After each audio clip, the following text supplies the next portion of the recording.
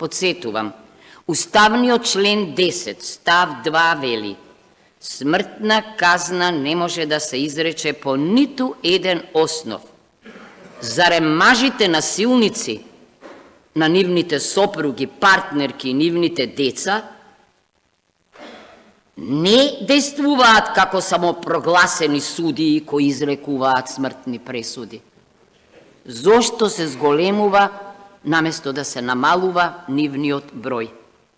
Зарем не сме сите соучесници, дозволувајќи им да се однесуваат како неприкосновени собственици на женскиот и детскиот живот?